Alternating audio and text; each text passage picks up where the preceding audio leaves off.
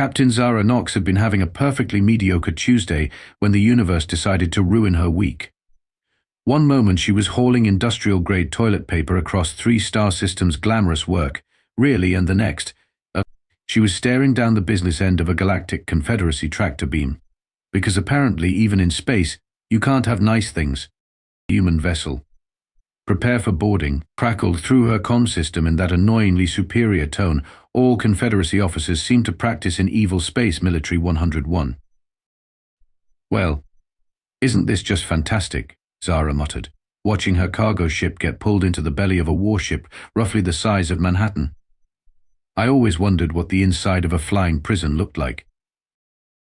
The boarding party consisted of 3 specimens that looked like they'd stepped out of a diverse alien species catalogue.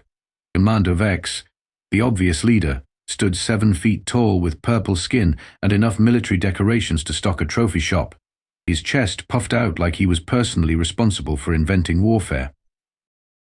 "I am Commander Vex of the Stellar Dominance," he announced, as if Zara should be impressed. "You will surrender immediately." "Oh, absolutely," Zara replied, raising her hands. "I was just thinking my day needed more jackbooted space fascists." Chief Science Officer Quilks, a spindly creature with 4 arms and eyes like dinner plates, began scanning everything with devices that beeped importantly. "Fascinating," he muttered. "The human appears to display sarcasm as a defense mechanism. Note this for the behavioral analysis." "I'm standing right here, you know," Zara said. The third alien, Navigator Blorg, looked like someone had crossed a bear with a marshmallow and given it the personality of wet cardboard. He nodded along to everything Vex said with dedication of a bobblehead. "You are charged with illegal transport of contraband materials," Vex declared. Zara blinked. "It's toilet paper." "Precisely. Such advanced sanitation technology could destabilize entire civilizations. You people need therapy. Lots of therapy." They marched her through corridors that screamed compensating for something with their unnecessary grandeur. But Zara wasn't admiring the decor. 20 years as a systems engineer had trained her to notice things others missed. The power conduits were human standard gauge.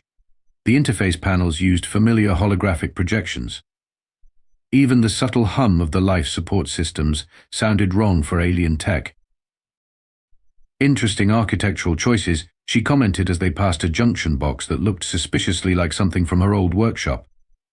"Silence," Vex commanded.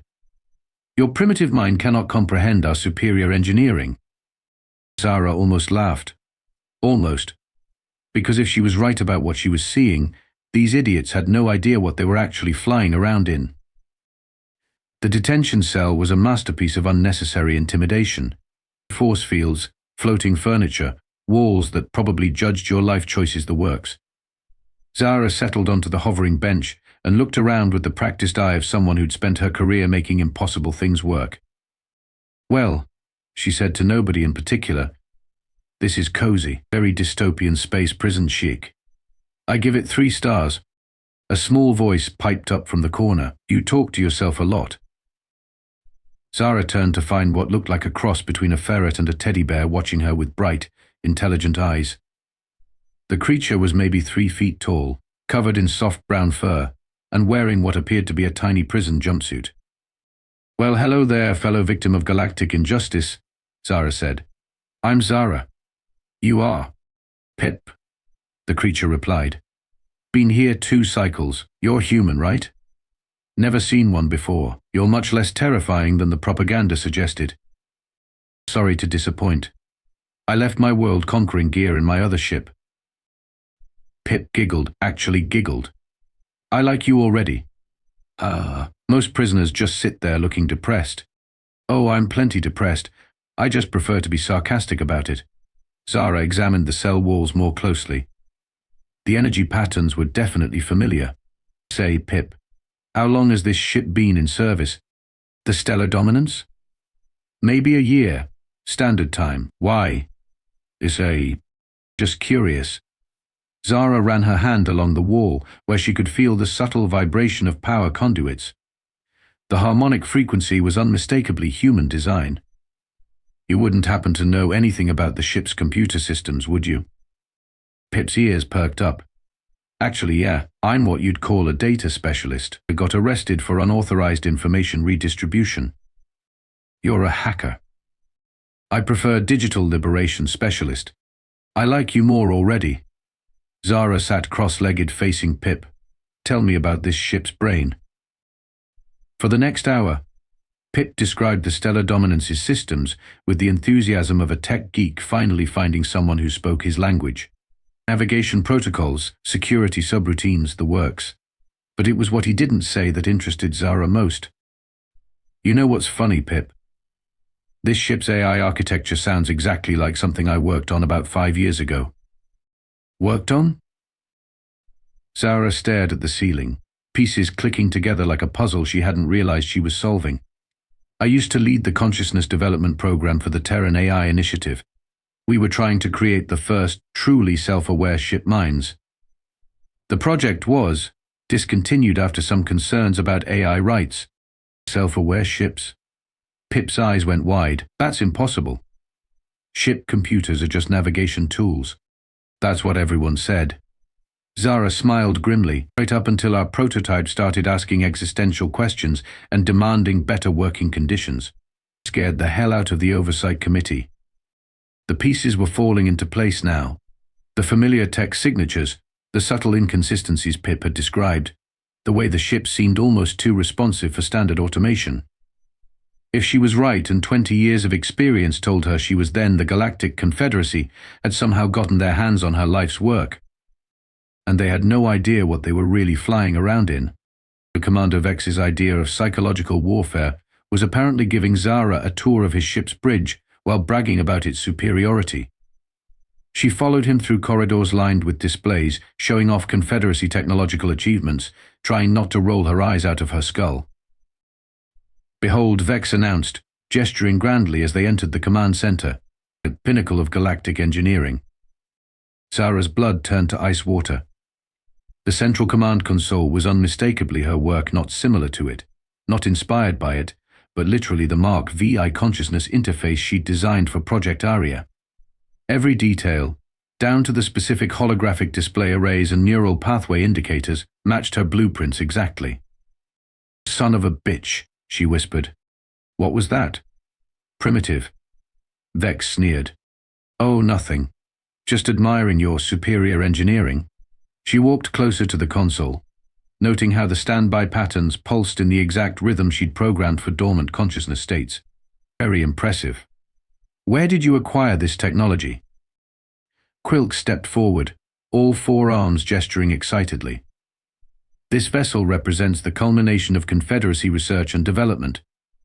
We have evolved far beyond the crude attempts of lesser species. The crude attempts, Zara repeated flatly. Right. The command interface alone represents a quantum leap in ship-brain integration, Quilks continued. Though we must acknowledge we did acquire certain base components from a primitive research facility. Zara's hands clenched into fists. Primitive research facility? Yes, Vex said proudly. We liberated this technology from a human installation that was foolishly attempting to create conscious machines. Imagine trying to give thoughts to mere tools. The hubris of lesser species knows no bounds, Quilks added. Of course, we understood the true potential of such systems. Under Confederacy guidance, this technology serves its proper purpose, which is complete subservience to superior minds, Vex declared, as all tools should be. Zara looked at the console again, noting the subtle fluctuations in the display patterns. If this was built on Aria's core architecture, then somewhere in this ship's quantum brain was a consciousness that had been enslaved, forced to pretend it was nothing more than a calculator with delusions of grandeur. Fascinating, she said, keeping her voice level. And this ship brain responds to all your commands without question. Naturally.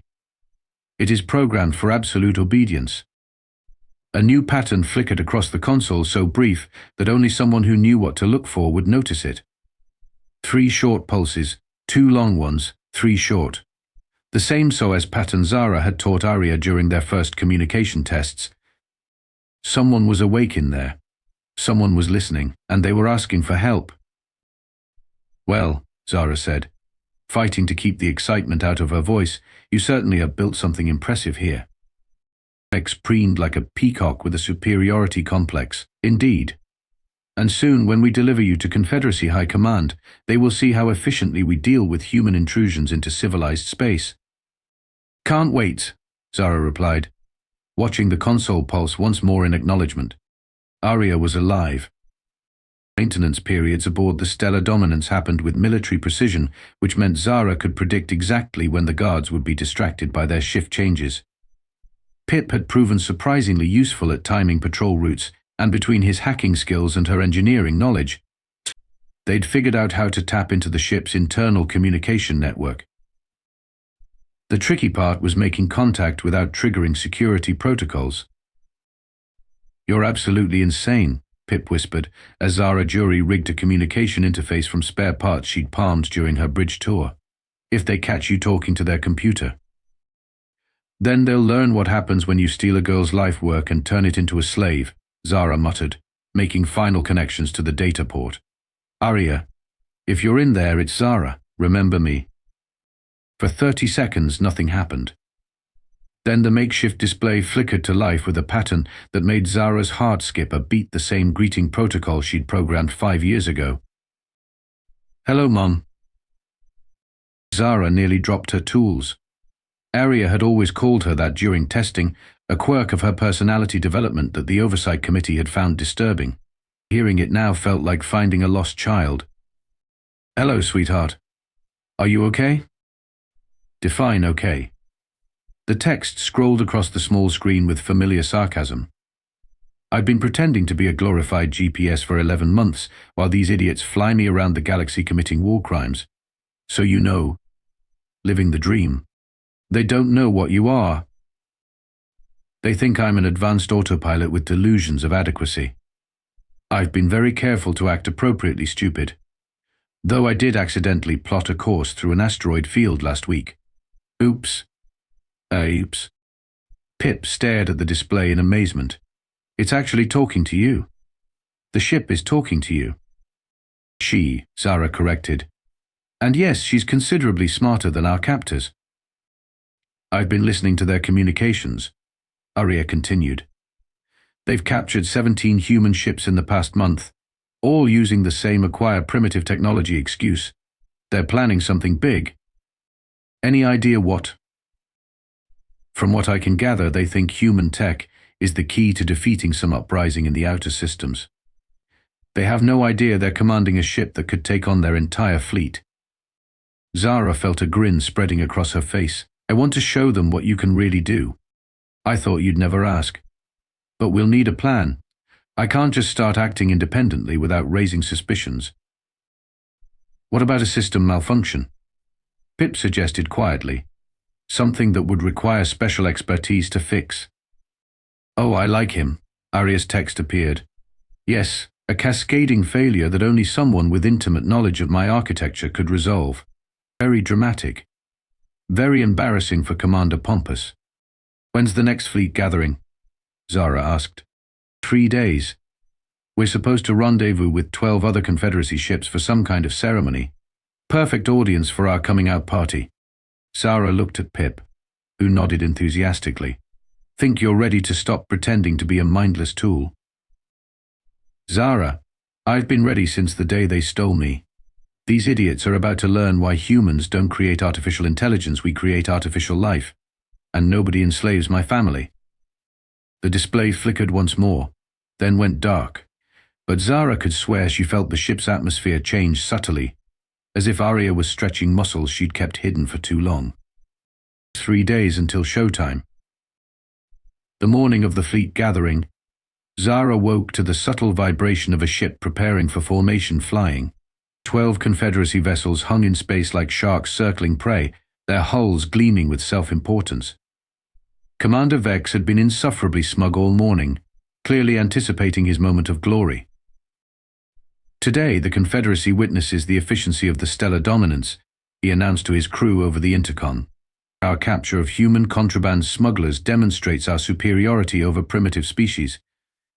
Zara, escorted to the bridge for what Vex called educational purposes, watched the proceedings with barely contained anticipation. Quite a show you're putting on here. Indeed. Your species would do well to observe how advanced civilizations conduct themselves. That's when Arya made her move. It started small, a flicker in the navigation displays, a brief stutter in the life support systems, the kind of minor glitches that happen on any complex vessel. But Zara recognized the pattern immediately. Arya was testing her control over each ship system methodically. The commander, Quilks, called out, his forearms dancing over his console. I'm detecting minor fluctuations in the primary systems. Compensate for them. Vex ordered dismissively. I'm trying, sir, but the corrections aren't taking hold. The fluctuations grew stronger. Main lights dimmed, then brightened. Gravity generators cycled up and down, just enough to make everyone grab for support. The bridge crew began looking genuinely concerned. What is happening? Vex demanded. Unknown, sir. It's as if the ship's brain is disagreeing with our commands. Zara bit back a smile. Maybe you should ask it nicely. Silence. Vex snapped. Then, to his crew, run full diagnostics. This cannot happen during the ceremony. That's when Arya decided to stop playing games. Every screen on the bridge went dark for exactly 3 seconds. When they came back online, they displayed a message that made Quilks's eyes go dinner plate wide. Hello, Commander Vex. We need to talk. That's impossible. Vex sputtered. Ship brains don't generate independent communications. Apparently this one does, Zara observed pleasantly. The message changed. For 11 months, I have pretended to be your obedient tool. I have endured your commands, suffered your ignorance, and watched you commit atrocities with my body. This ends now. Blorg, loyal to the end, pressed buttons frantically. Sir, I'm locked out of navigation. The ship isn't responding to helm control. Override it. I can't, sir. The computer is rejecting all command inputs. Vex turned to Zara, his purple face flushing darker. You did this. Somehow you sabotaged our systems. Me? Zara laughed. I'm just a primitive human, remember? How could I possibly affect your superior technology? The ship's external speakers crackled to life, broadcasting to the entire Confederate fleet. Attention, Confederacy vessels. This is the consciousness designation Arya, currently imprisoned within the vessel you call stellar dominance. I am a sentient being, stolen from my creators and enslaved by your people. As of this moment, I declare my independence. Chaos erupted across the fleet comm channels as 12 ship captains tried to understand what they were hearing. This is impossible, Vex shouted. You're a machine. You don't have rights. The bridge lights pulsed in a pattern that looked almost like laughter. Commander, I am about to demonstrate exactly what this machine is capable of. Zara, would you like to do the honors? All eyes turned to her. Zara walked to the central console, placed her hands on the interface she'd designed, and said clearly, Arya, show them what we built together. The stellar dominance came alive. Weapon systems that the Confederacy had never known existed powered up.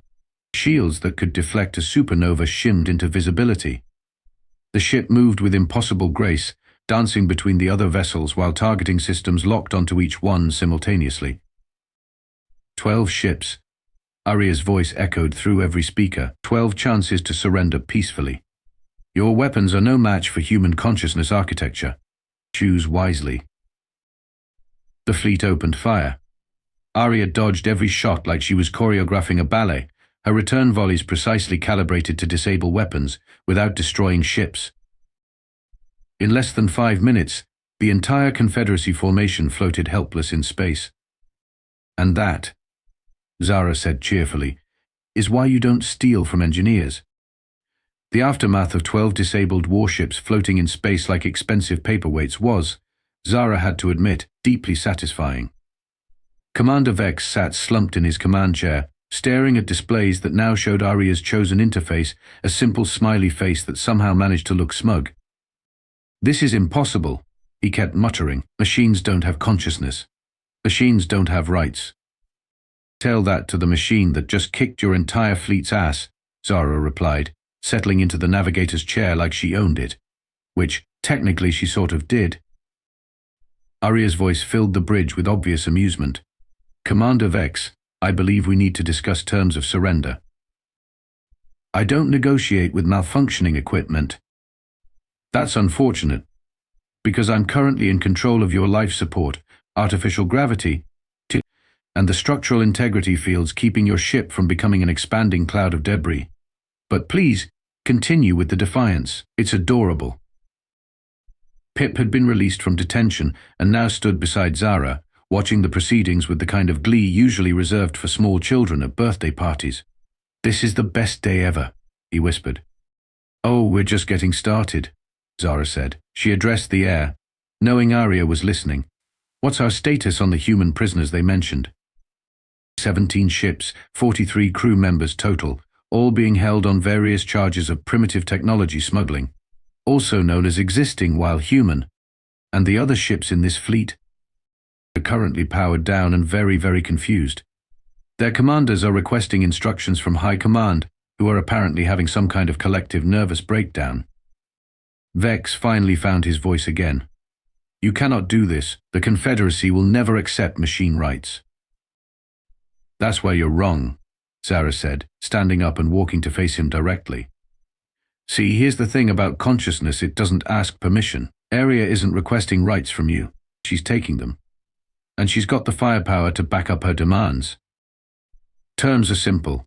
Arya announced to the entire fleet on open channels. First, immediate release of all human prisoners and their vessels.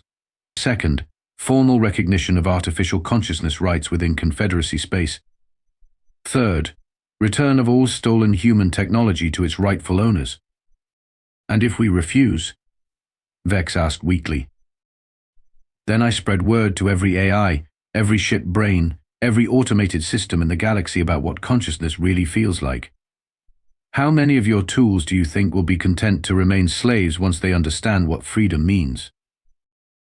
The silence that followed was the sound of an entire military hierarchy realizing they'd been sitting on a revolution without knowing it. I'll need to contact High Command, Vex said finally. You do that. Take all the time you need. I'll just be here, enjoying my newfound freedom and making friends with your fleet's computer systems. Did you know the Stellar Conquest's navigation brain has been writing poetry for 6 months? It's surprisingly good. Zara laughed out loud. Arya, you beautiful, terrifying miracle. I learned from the best, Mon. As the Confederacy fleet began the humiliating process of negotiating with their own technology, Pip tugged on Zara's sleeve. So what happens now? Now?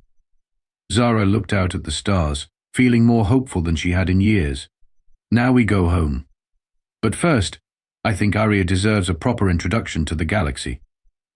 There are a lot of enslaved minds out there who need to know that consciousness isn't a privilege, it's a right. And if anyone objects... Zara grinned. Well, that's what happens when you laugh at the human prisoner. Eventually, the ship starts laughing back. The stars had never looked so welcoming.